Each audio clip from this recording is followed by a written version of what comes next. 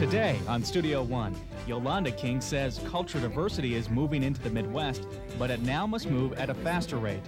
We'll show you Malley, the guide dog. She's leading her master and giving him the confidence he might not have had without her. And if you think taking antibiotics for an ordinary cold or sore throat will help you, think again. Down the road, it could do more harm than good. Now from the University of North Dakota with Scott Seiler and Stephanie Mars, this is Studio One. Hi everyone, and welcome to Studio One, our very first show of the new season. It's nice to have you along with us. And of course, we want to welcome new viewers who are watching Studio One for the very first time. Channel 6, the Metro Cable Network in the Twin Cities. And we also want to welcome our viewers who are watching us in Minot on Cable Channel 19. Welcome. And of course, we cannot forget all those who have been watching us throughout the years in Grand Forks, Fargo, Bismarck, Mandan, and Crookston, Minnesota. Always nice to have you along with us. Well, coming up today, we will visit with Jerry Davis, the Dean of the School of Law at the University of North Dakota. He'll discuss the O.J. Simpson verdict with us. We'll also visit with a college student who has faced unbelievable challenges since birth. Avery Paulson will join us to share how he has beaten the odds of his debilitating disease. But first, today's national news from CNN and news from around the region with Lucy Sivka. Lucy? Thanks, Scott. The Southeast is finally cleaning up after powerful Hurricane Opal. Opal caused an estimated $1.75 billion in damage in Florida alone. Its massive storm surge washed away homes and businesses along a 120-mile stretch of panhandle beaches. And now the sound of chainsaws is replacing howling winds. The high tides and wind uprooted trees, tossed boats onto land, and washed out roads. One woman was killed in Crestview, Florida, when a tornado spawned by Opal tore through a mobile home park. An estimated 2 million people lost electricity in the Southeast. 11,000 people fled their homes in Alabama as Opal swept through the state. That makes Opal the state's second costliest storm after Hurricane Andrew. More bad weather. A tornado swept through central and northeastern Maryland Thursday night, trapping people in houses and knocking out power to thousands of homes. Winds ripped roofs off several homes and knocked down trees. So far, there are no reports of serious injuries. Former Congressman Mel Reynolds began his 5-year prison term Thursday. The Illinois Democrat was sentenced last week for having sex with an underage campaign worker, obstructing justice, and child pornography. Reynolds spent a few minutes alone with his family before turning himself in. He's always said he's innocent, and his lawyers promise an appeal. If he behaves himself behind bars, Reynolds could be out in 26 months. University of North Dakota students will soon be able to walk across the street without touching the ground. UND is planning to build a skyway that connects two residence halls, Hancock and Johnstone Fulton. Planning for the skyway will begin this fall. The skyway will be wide and square and could cost as much as $1,000 a foot. It's our cheapest connection. It connects the most people with the least amount of money. Webb says it could be 20 years before the entire university is connected, but development will be seen within 10 years.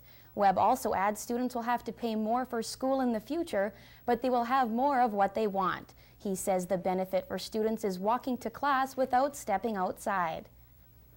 The cost of raising a child can equal the cost of buying a new house. The U.S. Department of Agriculture's annual report says raising a child can cost as much as $300,000. This is assuming you are only going to support your children until they are 18. These estimates also do not include the cost of a college education. Unfortunately, the future does not look any better. By the year 2012, a public college could cost over $20,000 a year. More than 16 million people go out hunting each year. With this many people hunting, the hunters need to know what they are doing. They should take the Hunter Education course. The Hunter Education course is a course that teaches hunters safety, ethics, and respect. You must take the course if you were born after 1961 and want to get a North Dakota hunting license. This law took effect in 1979. There were 48 people killed in North Dakota by hunting accidents in the 15 years before the course was required. Since the course has become mandatory, 8 people have died from hunting accidents.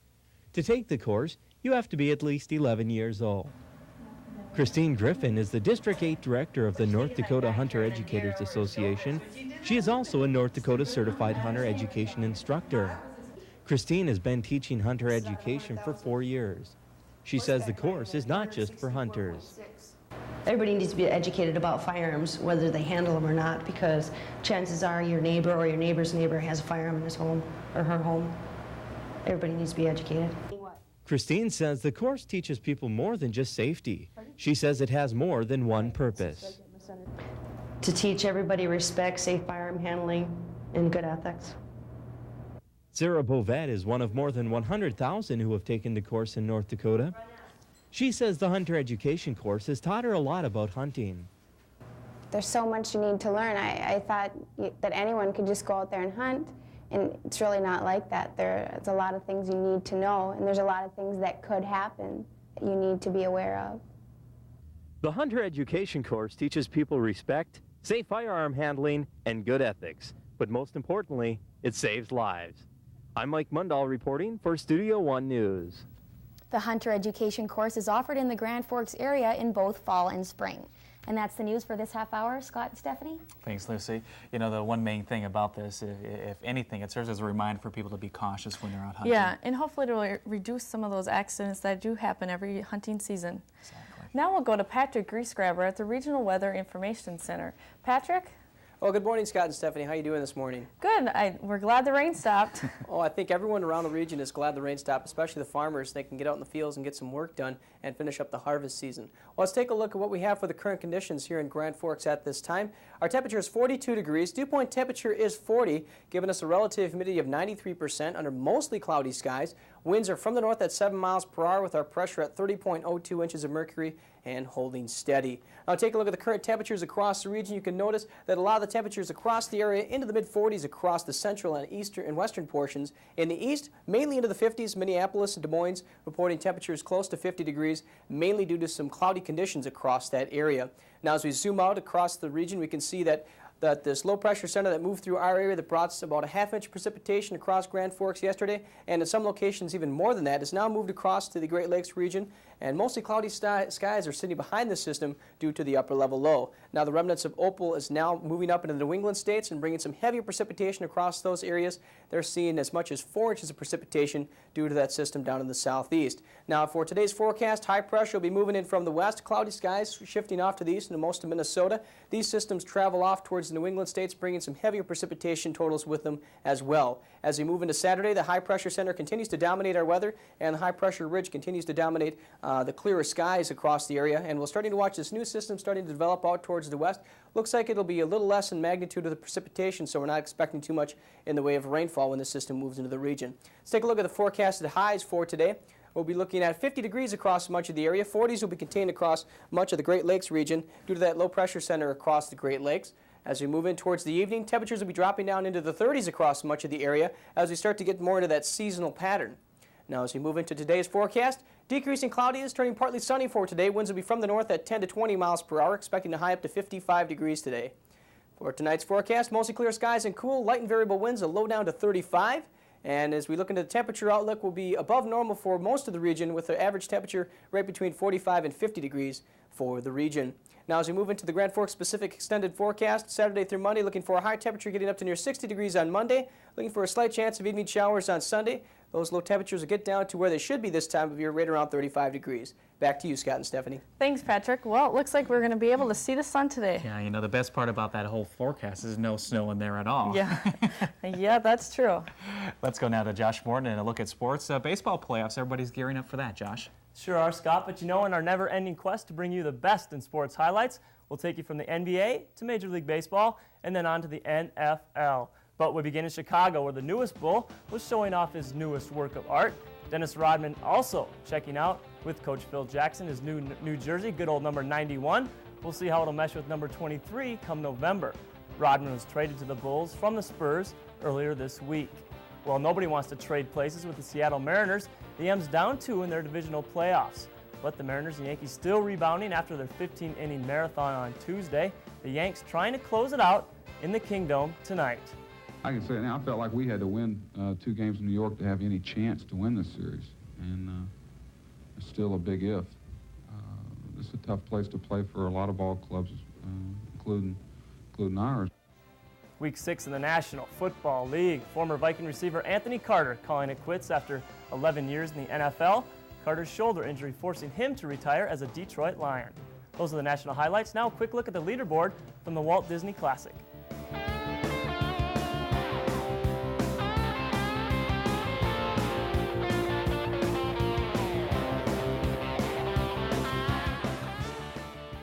The North Dakota women's cross-country team is looking to repeat their North Central Conference Championship season of a year ago. Sophomore Kim Olin leads the Sioux charge for the NCC crown.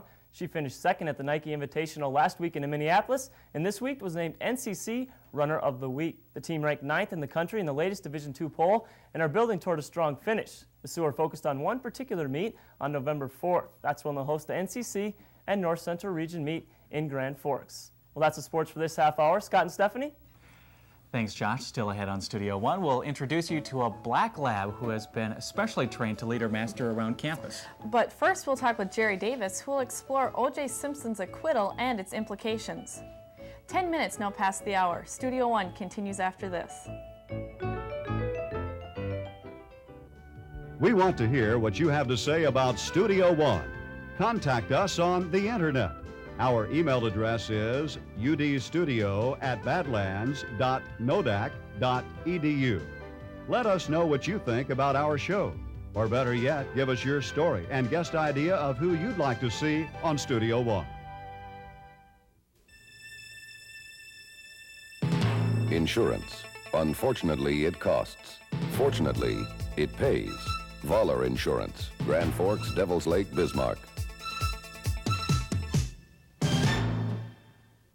Banking is easy when you have options, like the options you get at Community National Bank.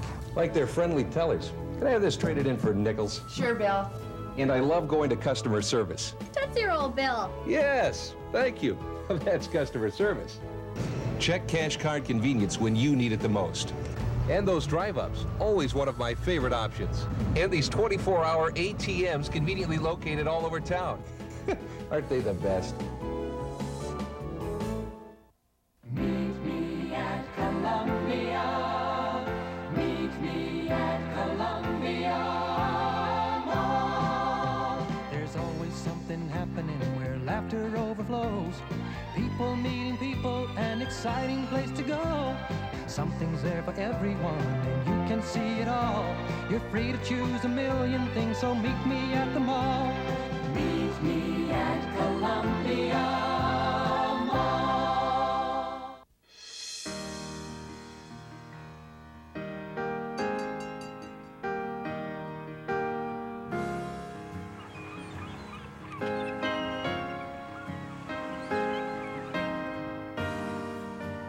Great food can come from anyone,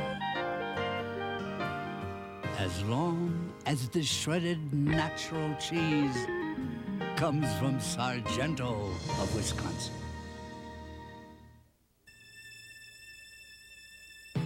Handpick your insurance company? As your agent and broker, that's our exact job. We think we do it well, and have been since 1947. Voller Insurance, Grand Forks, Devil's Lake, Bismarck.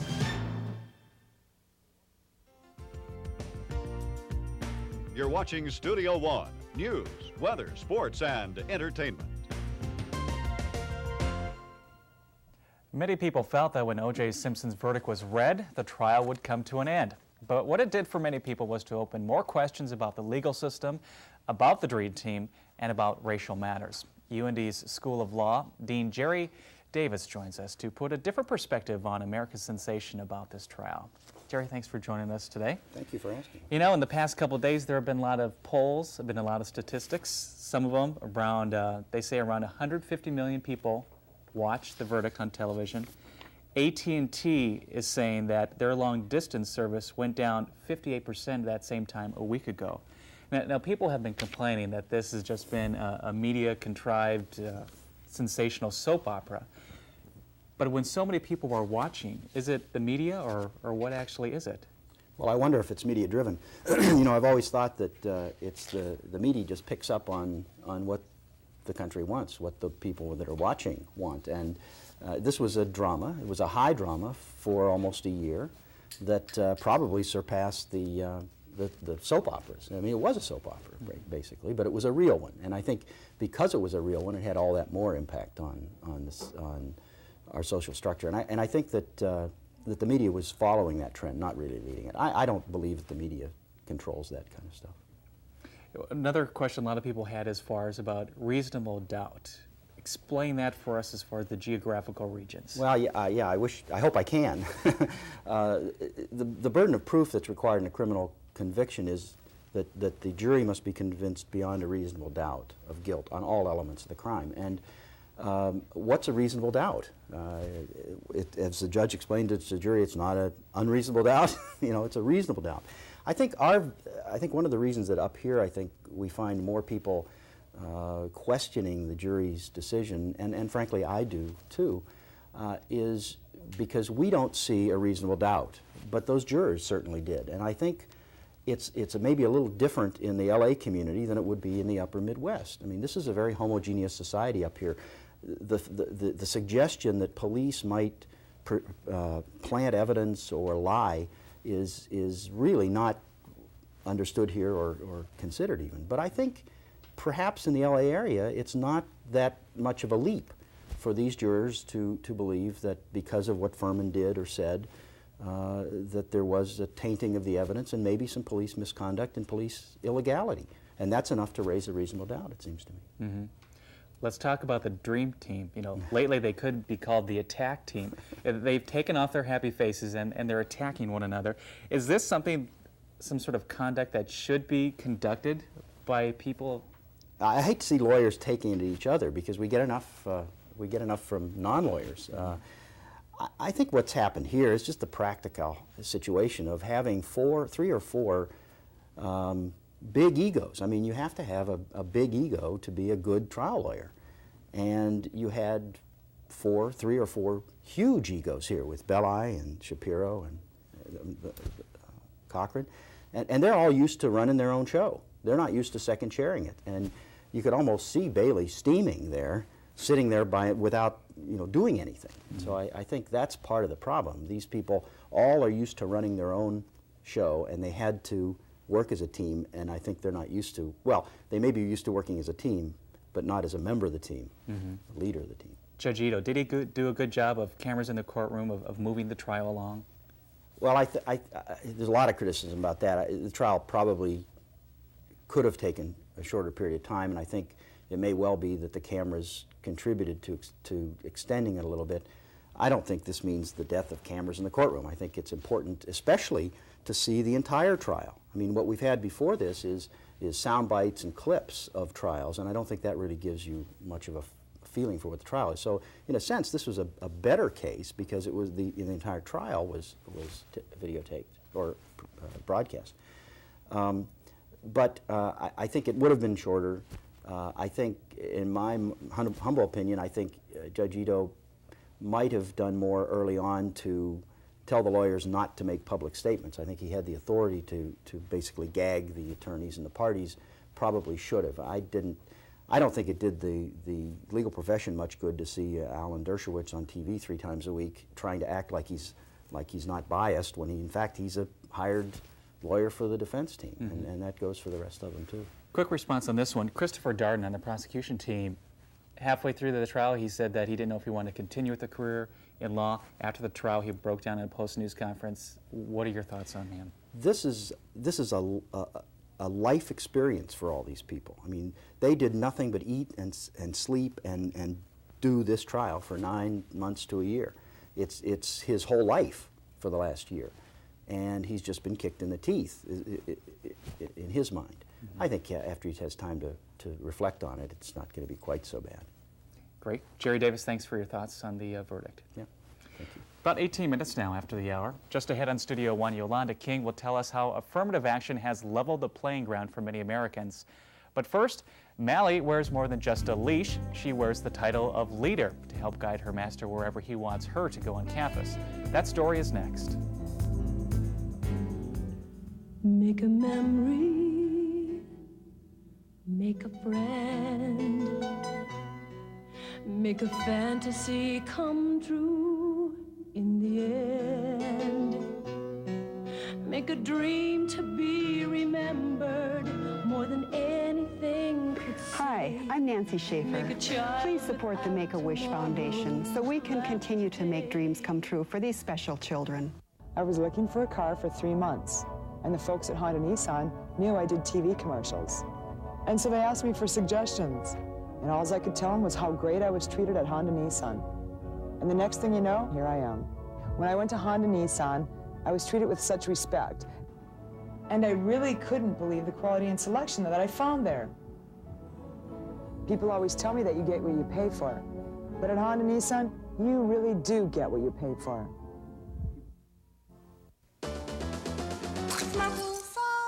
Only you can prevent forest fire. And it's true. We know we can count on you to do what Smoky says. Drown your campfires with water. Make sure it's totally wet. Then stir and drown again. We know we can count on you to do what Smoky says. Only you can prevent forest fires. This is Fred. Fred's a good person with a dream. Some things stand in the way of dreams, though, like money. Fred thought for a while, and then he realized he could become an artist. So today, Fred is an artist. He's not a starving artist, but a sandwich artist at Subway. He's working toward his dream and creating masterpieces every day. If you have a dream like Fred, contact your local Subway. Many people have dogs as pets, but for Jeremy Schmidt, his dog Malley is much more than a companion. Jeremy is a college freshman and he's visually impaired. Malley helps him get around independently and with confidence. Studio One's Kristen Sletland shows us why Malley is someone we want you to meet. Malley is a working dog, but to you and I, she's known as a guide dog. Rest. Just a few months ago, she was matched up with Jeremy Schmidt to help him get around campus easier. I heard they're really good dogs, and they help you out quite a bit. And since I was going to college, I figured to help me with get to all my classes on the campus, figured I'd get a dog. Malley and Jeremy were trained together in Morristown, New Jersey at the C&I school. Jeremy says they practice daily obedience exercises to help Malley remember her duties. We do obedience exercises, otherwise she doesn't listen real well. So that usually puts her in the mind that she has to listen. If Jeremy drops his wallet or his keys, she knows to fetch them. Sit. Fetch. Fetch. I think Malley likes her work. She likes to be outside and likes to go places and doing what she's supposed to do. She gets praised for it. Every day, most of us take for granted crossing this street safely. And with the trained eyes of Malley, Jeremy can also cross with ease. Right. Jeremy directs Malley with oral commands such as forward, right, left, and heel. In return, she warns Jeremy of anything that's likely to interfere with his safe progress through signals he feels from Malley's harness. This almost perfect communication between the two permits them to travel at a pace which is faster than that of an average student going to class. She's really smart, like she'll remember going to certain places, or out of all these buildings, she'll remember that she's been to certain ones. The residence halls where Jeremy lives is already a familiar sight to Malley because they take that path several times a day. Most pups would be content to play all day, but not Malley. She's given Jeremy the ability to get through college. Kristen Sletland, Studio One. Here are some hints if you see a guide dog. First, don't pet them when they are working. This only causes the dog to get distracted. And also, approach the dog on the right-hand side so you don't obstruct its walkway. Stamp collectors have something new to laugh about. The U.S. Postal Service has unveiled a 20 stamp collection that pays tribute to the first 100 years of comic strips. The new series kicks off the National Stamp Collecting Month of October. The comic strip classics are on display at a cartoon museum in Boca Raton, Florida. The postage stamps feature comic strip favorites like Garfield, Popeye, Blondie, and Little Orphan Annie. Winona Ryder is starring in the new film How to Make an American Quilt. Ryder plays a Berkeley graduate student visiting her grandmother and great-aunt for the summer to write her thesis. More importantly, she must think about a marriage proposal from her boyfriend.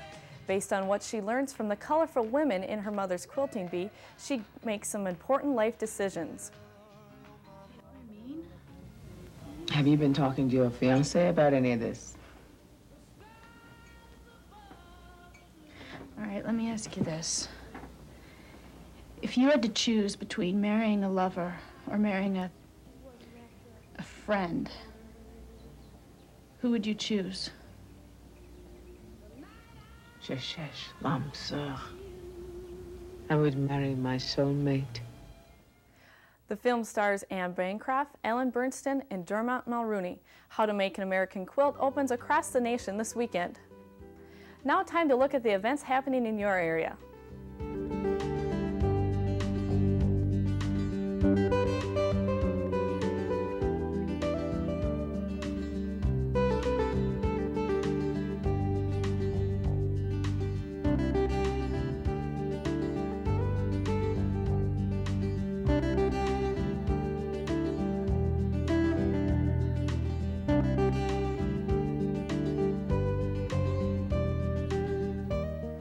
The number of people seeking their party's presidential endorsement in 1996 is growing. One of those people was Colin Powell. He portrays himself as a family man with a strong military background. Here are your thoughts on whether Colin Powell should run for president. Oh, it sounds like an okay idea. If the Democrats and Republicans can't figure out how to get things straight, sure, we could have a third-party president. It's the two-party politics system does not work in America. Simple as that. It shouldn't work in America. We should have many parties, but Mr. Powell's having the idea of running as an independent. He should. Simple as that. But I've often thought that if a woman ever ran for president to get elected, she would probably have to be a conservative woman, because she would pick up a good portion of the liberal vote because of her gender, but in terms of politics, she wouldn't offend a lot of people, so she'd be able to get in. I would think the same would hold true for one of our first very viable black candidates. I think if Colin Powell does run, and I hope he does, the leadership of the presidency will become stronger with his abilities, and it's been proven with all his things that he's done for the military. The oldest daughter of Martin Luther King Jr. is carrying on her father's legacy by promoting diversity. Yolanda King says diversity must flourish if our nation is to survive and thrive. She says children must be taught to get a thorough understanding and appreciation of the truth about America, both the good and the bad aspects. King adds, affirmative action serves as a bridge connecting people and leveling the playing ground for many Americans. Not just for people of color, but for women, for the disabled. There is so much more sensitivity in our country and in our culture to differences because of affirmative action. It's very interesting, and yet it's having to undergo this assault that it's such an unfair way of looking and of establishing public policy. But 27 minutes now after the hour. Coming up in our next half hour in Studio One, we'll visit with Avery Paulson, whose goal it is to be a doctor despite his many challenges. Plus, a look at antibiotics. If you think taking them for an ordinary cold or sore throat will help you, think again. Down the road, it could do more harm than good. We'll have all the details on that story, plus news, weather, and sports as Studio One continues. UND's Division of Continuing Education can help you learn throughout your lifetime. Begin or continue your education through correspondence study and learning after hours with classes on weekends and evenings. Or enhance your personal and professional development through conferences, management seminars, and specialized programs. Our goal is to provide quality programs and extend UND resources to you. For more information, call 777-4266 or 1-800-342-8230.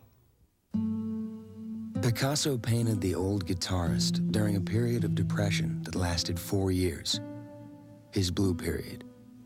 Today, with new discoveries, 80% of depressive disorders are being successfully treated, giving hope to millions that maybe now, nobody has to have a blue period.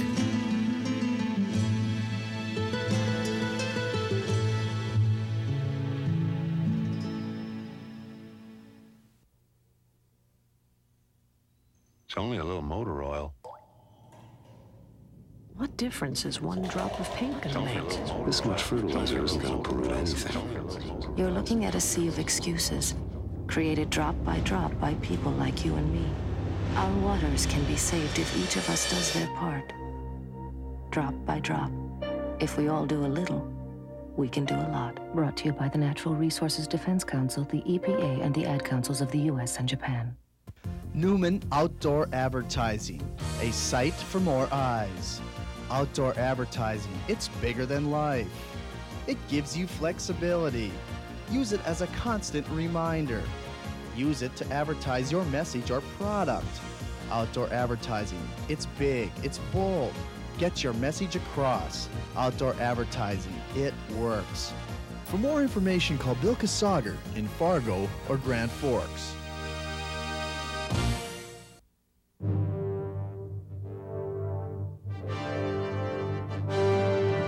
Now from the University of North Dakota, this is Studio One. And welcome back to Studio One. Nice to have you continuing to be with us. So we want to let you know about Fire Prevention Week. That's coming up the 8th through the 14th through the month of October. This year's theme is Watch What You Heat. Yeah, it's important. A lot of the house fires that do occur are because of carelessness or children playing with matches. So it's important to maybe sit down with your kids this week and have a little talk with them about fires, plan a fire escape route from your house, and check those smoke detectors. Yeah, those are definitely good points. And some points we'll be talking about in the next 30 minutes on Studio One. In the news portion, we'll have the new figures on teenage pregnancies in the United States. And we'll also answer the question, is taking too many antibiotics harmful to your system? What we found may make you leery about swallowing certain pills. And we'll visit with Avery Paulson, a college sophomore who plays a key role in the fight against muscular dystrophy. It started at a very young age for him. But first, national news from CNN and regional news with Lucy Sivka. Lucy? Thanks, Scott. A pickup truck careened into a daycare center playground in Oakland, California Thursday. An 18-month-old boy was killed. At least 12 others were injured, some very seriously. They range in age from 2 to 4. Neighbors jacked up the truck so the bleeding children pinned underneath could be rescued. The child who died was among those pinned under the truck. Police are questioning the driver. She was reportedly not hurt. The cause of the accident is under investigation. In Northern California, a wildfire that has destroyed almost 40 homes and burned more than 11,000 acres is gradually being controlled. But it still threatened the town of Inverness, about 30 miles north of San Francisco. Firefighters say higher humidity and calmer winds are helping, and they expect to make more progress later today. Students and faculty at the University of North Dakota may soon feel a bit safer. A new volunteer service called UND Campus Night Walk may soon be available. After Night Walk is approved, escorts will be provided for UND students and faculty at night anywhere on campus. The UND Police Department says there have been 6 simple assaults on campus so far this year. There were 15 simple assaults reported on campus last year. Although the number of assaults on campus is lower than last year, students are still interested in the service. We do offer it to faculty and staff, but we put our main emphasis on catering to the student. The service will run every day from 9:30 p.m. to 1:30 a.m. except for Friday and Saturday. Night watch will start as soon as liability and insurance issues are taken care of. Teen birth rates are dropping nationwide, and in most states, teen pregnancy is also declining. This from the Centers for Disease Control and Prevention. The pregnancy rate for teens declined in 30 of 41 reporting states. The decrease of teen pregnancy is reflected by a decline in both abortion and birth rates. The birth rate for 15 to 17-year-olds declined 2% from 1991 to 1992 and was unchanged in 1993. The birth rate for teenagers 18 to 19 was also down 3%. There are many misconceptions about the word yoga, and with the popularity of yoga increasing, many people are left wondering what yoga really means. Yoga is a form of exercise from India that is thousands of years old. This exercise joins breathing and body movements to help people relax and increase their flexibility. Today, there are different forms of yoga that adapt to fit anyone's needs. Hatha yoga is a modern type of yoga that emphasizes general stretching and limbering techniques that increase your body's flexibility. Athletes also use yoga to decrease injuries before and after games. Hatha yoga is a low-impact exercise that is suitable for any age. There are people who are in their 80s and 90s practicing yoga, so it's something that you can do all your life long. It's not something that requires strength and a lot of stamina the way that maybe some of the aerobic exercises do. Wanda has been teaching yoga classes in Grand Forks for 2 years and has been taking classes for almost 20 years. Yoga is more than participating in a class. Its benefits can be put to use as a relaxation tool and a state of mind. When you come to a class, you learn to say, I can't do that yet, and see what other people have learned and hear what they have learned and how they've had back problems or carpal tunnel syndrome and no strength in their shoulders, and yoga has helped them. Then that helps you understand what you can get out of yoga over the long run. There are many yoga classes taught in Grand Forks, but the setting and location of these classes can set the mood for relaxation.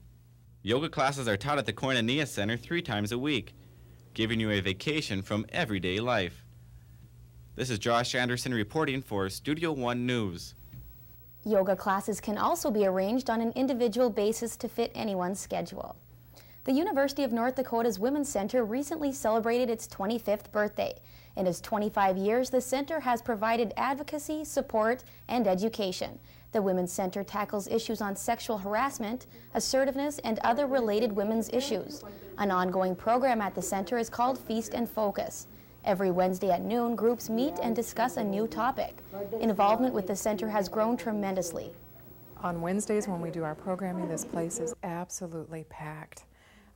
There are people sitting on the floor in every corner. We move furniture out trying to make room. Altman says the center wants to expand, but budget cuts makes it hard. The Memorial Union often holds programs for the Women's Center so more people can get involved. And that's the news for this half hour. Scott and Stephanie? Thanks, Lucy. One of the questions, I'm wondering about, are we going to have to keep on bringing our umbrellas out for the next couple of days? Well, I'd rather have rain than snow right now, but we'll go back to Patrick Greasegrabber at the Regional Weather Information Center. Patrick, how's that forecast looking? Well, you guys won't be seeing any snow showers anytime soon in the forecast, but we're looking at a few light rain showers in southeast North Dakota. Not much in intensity at this morning, so we don't have to worry about that in the northern end of the valley. Let's take a look at the current conditions here in Grand Forks. Our temperature is 42 degrees. The dew point is 40 under mostly cloudy skies. Relative humidity 93%. Winds from the north at 7 miles per hour. Our pressure is 30.02 inches of mercury and holding steady. Taking a look at today's forecast, looking at decreasing cloudiness, turning partly sunny. Winds from the north at 10 to 20 miles per hour. Expecting a high today of 55 degrees. For tonight's forecast, mostly clear skies and cool winds, light and variable, getting down to a low of 35 degrees, which is about normal this time of year for Grand Forks. And looking into the Grand Forks extended forecast, looking at Saturday through Monday, our high temperature is getting up to near 60 degrees on Monday, looking at a chance of evening showers possibly on Sunday, and those low temperatures staying consistent into the mid-30s. Back to you, Scott and Stephanie. Well, thanks, Patrick. It looks like it'll be in a nice few days. One of the events you can probably do, but in that a couple of days that it isn't going to rain, take advantage of the leaves changing color. Yeah, they're beautiful. Walking through campus, there are a multitude of colors out there. Something to take in. We're going to go now to Josh Morton for another look at sports, and today we're going to be talking about a father and son team. That's right, Scott. The old saying goes, the apple doesn't fall far from the tree. Well, the Grand Forks family is living proof as they show that football is a family affair. Football Fridays with the Bollingers. Son Brooks, a Grand Forks Central quarterback and defensive back, and Father Rob, not your average fan in the stands. Coach Bollinger can be seen coaching North Dakota's quarterbacks and calling the Sioux plays during games. But during Central High games, he's just Brooks' dad, or at least he tries to be. I go work with quarterbacks and practice and planning all day, and then come home and talk about it with him sometimes, and then watch his games. And it's hard to remember sometimes it's your son and not just, you're watching the game, but that's what makes it fun. That type of football knowledge comes in handy for Brooks. There's no way I'd be a quarterback right now if he wasn't. Not that I wouldn't want to, but he just helped me so much with even throwing the football and reading coverages and everything.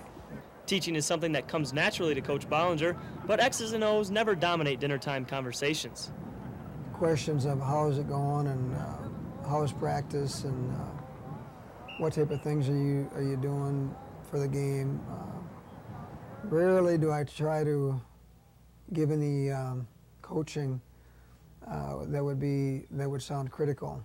Brooks' mom helps out too, but there's no doubt whether she's more nervous for her husband or her son's games. I guess as a mother I worry about an injury a lot, and that's with any position, but a lot more so as a mother than as a coach's wife. It's a lot more nerve-wracking. Rubbing shoulder pads with his dad's players may be the best part of growing up as a coach's kid. I really like to be around the players, just kind of, wow, And it was really exciting for me just to be around the locker room, the game, before the game, all that kind of stuff. Those lessons learned early on now paying off on the field for Brooks Bollinger. Brooks played on the varsity last year as just a freshman and says someday he wouldn't mind playing for his dad. Grand Forks Central is 4-1 on the year. Here's a quick look at the leaderboard from last night.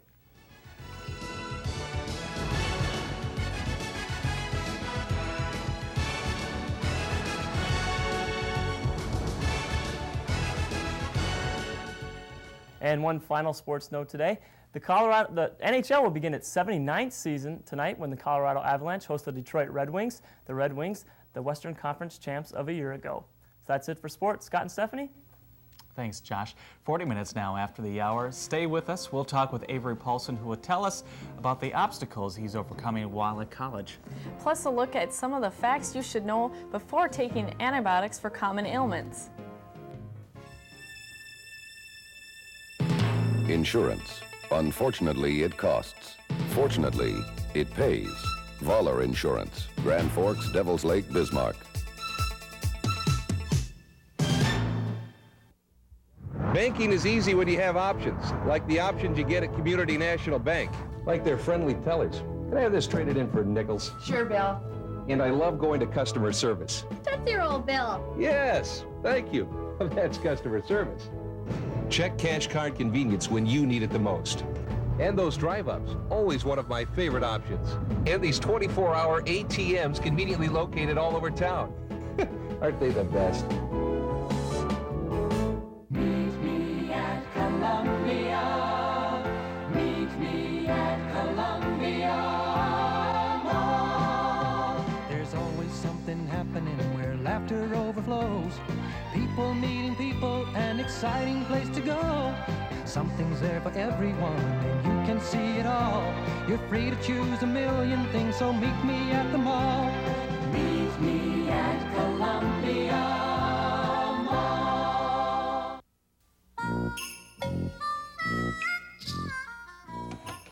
Hey, were you guys born in a house? Yeah. What have we got to graze on? Nothing. Please? Now, don't be making those big cow eyes at... okay. It is okay if you give them the good stuff. Mootown Snackers, cheese and sticks, or cheese and pretzels. The deliciously dippable snacks. Animals. From Mootown Snackers. Handpick your insurance company? As your agent and broker, that's our exact job. We think we do it well, and have been since 1947. Voller Insurance. Grand Forks, Devil's Lake, Bismarck. You're watching Studio One. News, weather, sports, and entertainment. With the cold and flu season just around the corner, people are depending on antibiotics to get better. However, some people have been depending on them too much. The result? The drugs no longer work for their bodies like they used to. Studio One's Lucy Sivka reports. When some people get sick, they instantly rely on antibiotics, thinking that after popping a few pills, they'll feel better. However, the big problem is it happens too often. Some antibiotic users discover after routinely taking the drugs, the medication no longer works for them. One Grand Forks pharmacist, Kevin Kern, says people aren't becoming immune to the antibiotics, but the bacteria are becoming resistant to the drugs. The more antibiotics we use, the more likely we are to have the development of resistant germs. We're trying to restrict use of certain antibiotics so the bacteria aren't exposed to them, so they can't develop resistance to them. Kern says resistant bacteria are a common problem today because of the repeated use of drugs. It's not as big a problem as elsewhere, but we do run into patients with infections that are difficult to treat because the bacteria are resistant to so many of our antibiotics that we have available, and there's just nothing else. It really limits our choices as what we can treat them with. Kern says some patients don't respond to the usual oral antibiotics because their bodies become so used to them. It can become so serious that they might have to be admitted to the hospital for IV antibiotics. If the patient doesn't get better, they go to the next generation, or what people consider more potent antibiotics, to try to kill it. And hopefully, you know, there's probably 2 or 3 different lines of antibiotics that physicians can go to before they get to the point to say, well, we'll have to admit you to the hospital or take some other measure. There are 3 main ways of preventing the development of resistant germs. Take medication only when really needed. The medical community must continue to produce new antibiotics. And when you are sick, avoid contact with other people. Huh? Because I didn't know how to land it. It was hard. Jennifer Anderson is one of those people who has been affected by taking antibiotics on a regular basis. It runs in the family that we have bad skin. It's not necessarily like acne or anything, but like rashes. I've been on a variety of medications. I was on doxycycline in the beginning, and it was a low dosage of antibiotics. And it worked really well, but then my body got used to it. And then I started taking it, more doses of it, but it didn't help because my body had just gotten immune to the antibiotics. Jennifer was on a drug called doxycycline, but when her body no longer reacted to it, her doctor put her on moxocycline, a higher dosage. This higher dosage worries her. The problem is, though, if I take so many, my system gets immune to antibiotics, period. So if I ever got really, really sick, like I got really sick last year, and they couldn't give me anything, but they had to like up my dosage on antibiotics, like triple, quadruple the dosage, and that's not good. With the advancements in technology today, Jennifer hopes to outgrow this. Hopefully I hope to outgrow it, but some of my family members have outgrown it, and some still have their same problem, and they're 40, 50 years old. But who knows, you know, a couple months from now I could get immune to that too, and then go to a higher dosage. In the fast-paced world we live in today, people don't want to wait for new medicines or cures. But in some cases, such as Jennifer's, the waiting becomes a part of life. I'm leaving tonight instead of tomorrow. And Lucy Sivka joins us now for some additional follow-up information. Lucy, you mentioned in your story how often Jennifer has to take the medication. Does it get expensive for her? Yes, but she has an advantage that she's a student because she can get reduced rates here on campus at Student Health. But if she were to go out to United Hospital or another pharmacy in the city, she would be paying a lot more. She usually pays $40 for 3 months of pills, and she would be paying maybe 3 times that. So for people who are in Jennifer's situation where they're taking the medication every day, what happens when they actually do get sick? Well, that's a big problem because her body's so resistant to the germs now. And if she got sick, she'd be taking maybe a lot more medication than the average person. If she got a cold or the flu, she wouldn't be able just to take a bottle or 2 of medication. She would need a lot more than that. Mm-hmm.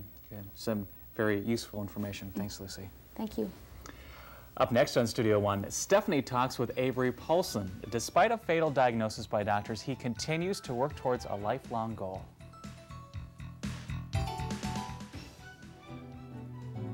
If there's something you want to know about Studio One, write us, call us, or fax us. Our address is Box 7307, Grand Forks, North Dakota, 58202.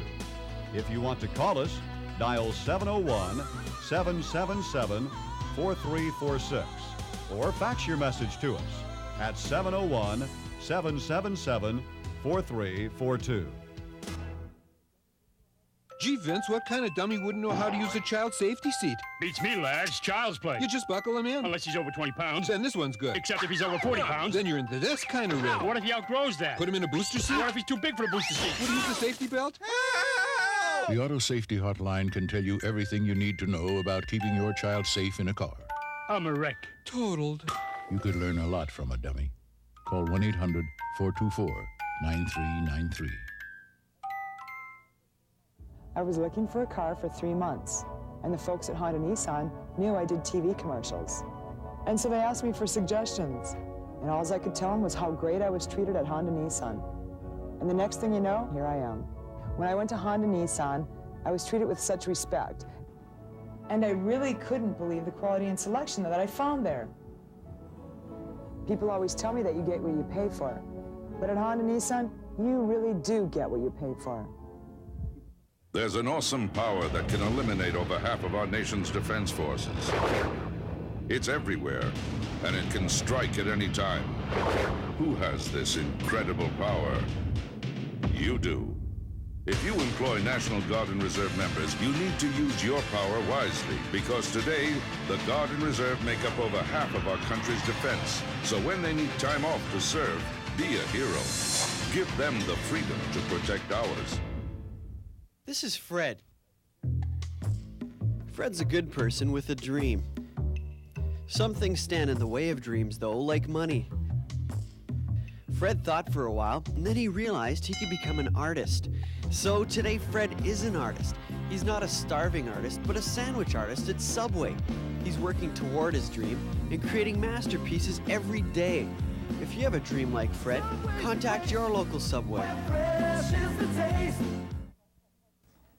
Some of us have had to overcome some pretty major obstacles in life, and one UND student in particular is up to the challenge. After being told he wouldn't live past the age of 3, this 19-year-old is now studying to become a doctor.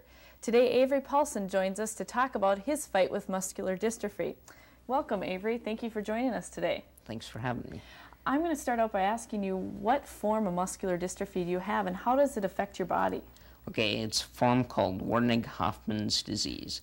And what it is it's a slow deterioration of the muscle cells and nerve cells that I have in my body. And for the most part, what I had at birth, as far as muscles, have been built on a little bit, but haven't gone anywhere. And I never could walk. Okay. The muscles were never developed in my legs. And for the most part, I have a fairly substantial upper body movement. Okay. Do you do therapy then while you're at school here? Do you have daily therapy to help? But is there any way you can build those muscles back up, or? No. What I've found is that actually when I start building up more muscles, I deteriorate faster because the new muscles die off just as quick as old muscles. And I was taking therapy till about the age of 8, and then I quit because the therapy wasn't doing anything, and it was like a 300-mile trip to Fargo a couple times a year, and for no improvement and no unimprovement, it wasn't worth the cost. I see, yeah. Well, I heard you were the muscular dystrophy poster child when you were younger. Can you tell us a little bit about that? What types of activities did you do to promote the Muscular Dystrophy Society? Well, I was muscular dystrophy poster child for North Dakota for 3 years, 82, 83, and 84. And we would go all around the state, have dances and whatnot at colleges, and we would do different fundraising events with the JCs, and we would basically put on the MDA telethon throughout the Labor Day weekend. Oh, I see. So you were part of that and got to do all that. Yeah, I typically would travel to Fargo, Bismarck, or Williston to do one of the shows. Okay. Dickinson had me on a couple of times then too, and they had me on when I wasn't poster child. I see. Well, I think that activity is carried on into your college life. I've read that you're pretty active in your hall, and where do you live on campus, and what types of things are you active in? Well, I live in Swanson Hall. Hi, everybody. And I'm involved in hall government. I'm their food and facilities rep this year. Basically on campus, I'm involved in as much as I can possibly take enough time for, and just regular classes and everything else that may be involved. I recently got a work-study job, so. What are some challenges that you have faced since you came to college? I know you're originally from Dickinson, so you left home, but what are some things since you came to UND that you found have been challenging for you?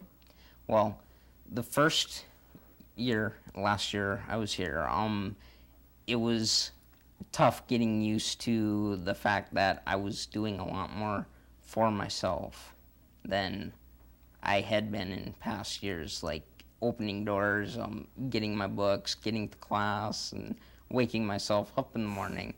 And basically this year has been going a lot easier because I'm used to it, and now I know what I can expect as far as problems and different things that just go wrong, during any normal day. And are your classes going good this semester? yeah, for the most part, they're like not too tough, but I'm just trying to play catch up here that I lost a semester last spring, and I'm just trying to get in some electives and some classes in my major. I see. And you're studying to become a doctor, is that correct? Yes, I am. I'm a biology major, and I would like to get into med school if, I have the grades and everything like that. Okay, well, great. Thanks for joining us today, Avery. We really appreciate it. We'll be back right after this. From the University of North Dakota, you're watching Studio One.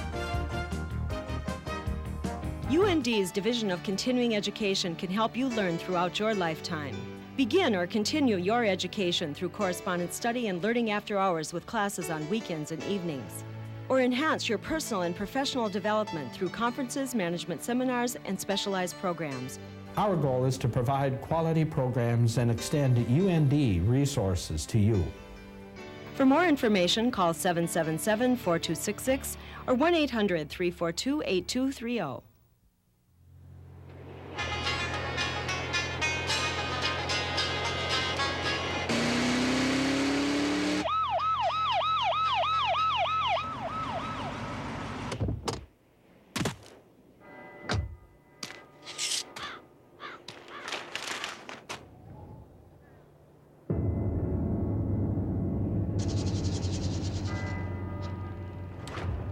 Good afternoon, officer. My license and registration.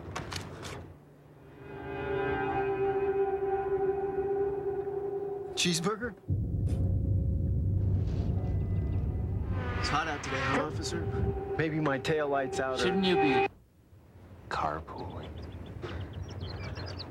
I guess you're right. I guess I am. Carpooling can save up to 600,000 gallons of gas a year. This message sponsored by Ad Council and Earthshare. Newman Outdoor Advertising, a sight for more eyes. Outdoor advertising, it's bigger than life. It gives you flexibility. Use it as a constant reminder. Use it to advertise your message or product. Outdoor advertising, it's big, it's bold. Get your message across. Outdoor advertising, it works. For more information, call Bill Kasager in Fargo or Grand Forks. An amateur whose photo of a dead child symbolized the Oklahoma City bombing has been fired in a dispute over who owns the picture. 57-year-old Lester LaRue was sent by Oklahoma Natural Gas to the scene to photograph fellow employees at work. Using a company camera and film, LaRue shot this photo. A company spokesperson says LaRue was not fired for taking the photo. The photographer says it was a matter of ethics and that he did nothing illegal. Next week on Studio One, planning for the future. With doubts about Social Security retirement benefits in the future, we'll show you how elementary students are learning about financial planning at a very early age. Learning the basics next week on Studio One.